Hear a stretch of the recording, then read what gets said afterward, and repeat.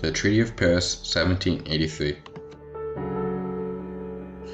The Treaty of Paris, also known as the Peace of Paris, was a document signed by United States and British officials to recognize the United States' independence from the state and country of England.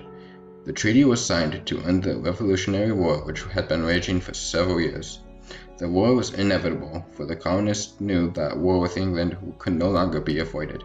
The actions of both sides leading up to the war finally resulted in a full-on war between the colonists and England that would cost both sides dearly, financially, economically, and casualty-wise. Prior to the surrender of General Charles Cornwallis and his 8,000 British troops at the Battle of Yorktown, the British were overconfident in the military might, for they were the best military at the time. The army and navy were unmatched to any other nation. The military was disciplined, organized, well trained, unsloppy, effective, where they expected the American colonists to be unglued with the smallest effort that the British would put into attacking their ports, for the British expected very little or very futile resistance from the Americans, who had nothing but farmers, landowners, and a couple of peasants and slaves as the military. This would not be the case, for the colonists would attack, then retreat, and retreat. This would be known as the War of Attrition, a sloppy, weak, and undisciplined tactic in comparison to the British, who would line up in lines, aim, fire, walk to the back, repeat.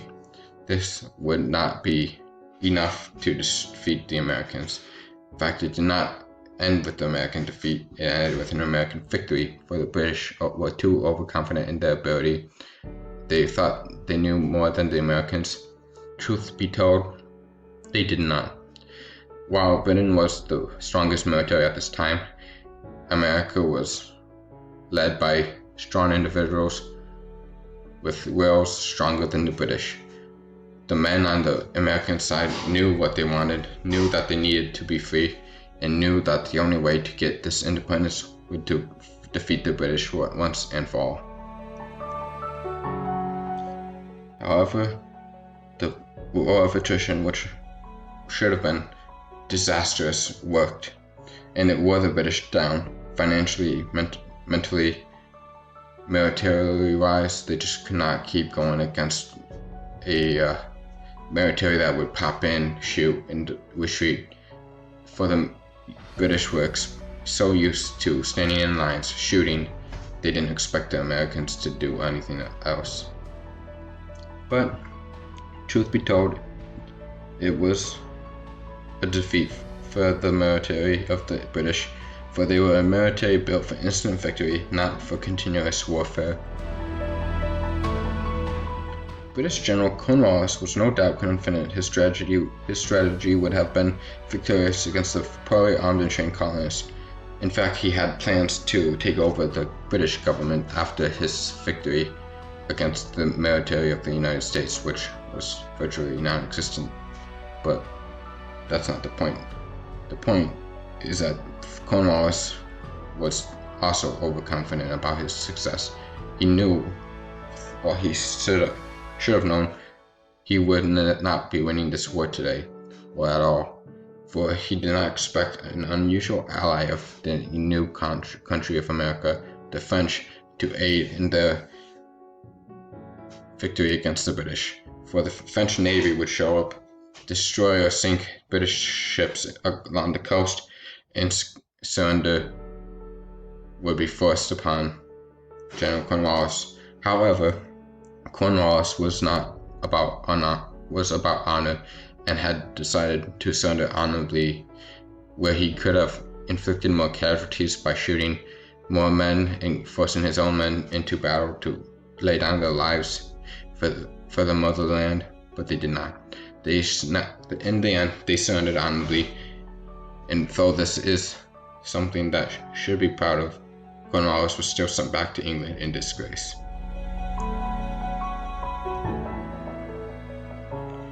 Ben Franklin, who was known for his politics and his inventions, along with John Adams and John Jay, were the top negotiators for the United States at this time, and henceforth, because of this, were chosen to lead the peace talks with the British government to end the expensive war. Until this new treaty was signed, the colonies remained part of Britain's American Empire, which was not liked at all by the colonists or the American people.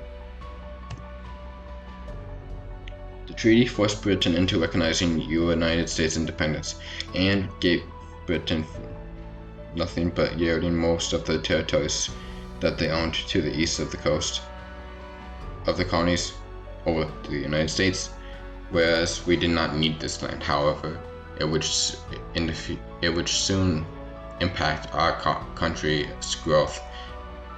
It included Michigan, Indiana, Ohio, Illinois, Minnesota,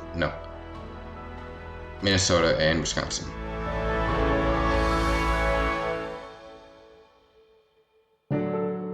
The surrender of General Cornwallis resulted in the Continental Congress sending over a small group of brilliant men that consisted of Ben Franklin, John Adams, John Jay, and should have been Thomas Jefferson and Henry Lawrence.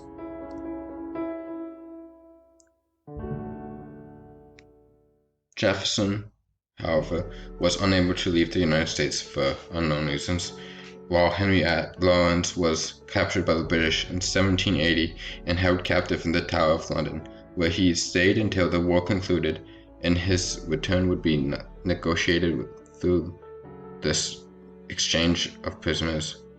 He would be exchanged to the U.S. in exchange for the British getting General Charles Cornwallis.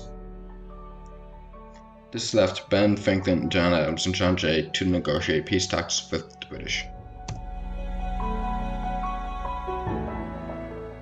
Britain had suffered much in this costly Revolutionary War, and they wanted it over as soon as they could. However, when they refused to recognize the United States' independence, it would halt the peace talks indefinitely. Fortunately, a new election of an American parliament would have the British reconsider, and Britain finally succumbed to the Americans' terms for peace and recognized their independence. After many headaches and debacles, the treaty was finally signed by Ben Franklin, John Adams, and John Jay. This officially ended the war that raged for 7 long years. The treaty was ratified by the Continental Congress on January 14, 1784. In addition, per the terms of the treaty, the United States gained land to the Mississippi River, but excluded Canada in this treaty. This left the United States with far more land than people at this time. The United States at this time did not need more land, for they had a hard time filling up the land they already currently had, which was the 13 original states. As the United States expanded, more people would eventually come over here to the United States to live, but we did not need it. The territory such as Michigan, Wisconsin, Minnesota, Illinois, Indiana, Ohio, we didn't need any of that at this time. Yet, per the treaty, we gained all this land, and we're not going to complain about it, are we? It's free land, and it expanded our country many fold. Loyalists were not much in this war, for they did not really enact in the war. They did not want to fight in the war, yet they wanted to live in the United States, but yet remained loyal to the King of England.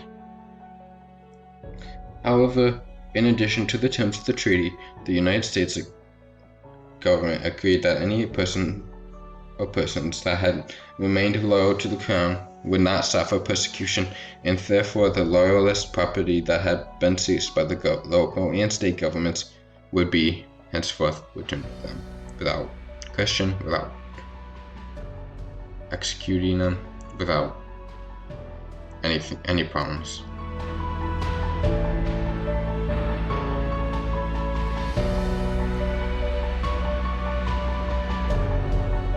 The sources shown were given and chosen because they had much relevance towards the topic of interest and had a lot of useful and fascinating information that enhanced my presentation to educate the viewers. They were clear, concise, and crisp with information that may not have been taught in schools before, and so the sources contain information about the Treaty of Paris of 1783 and what led up to the treaty's final signing. Thank you for your time.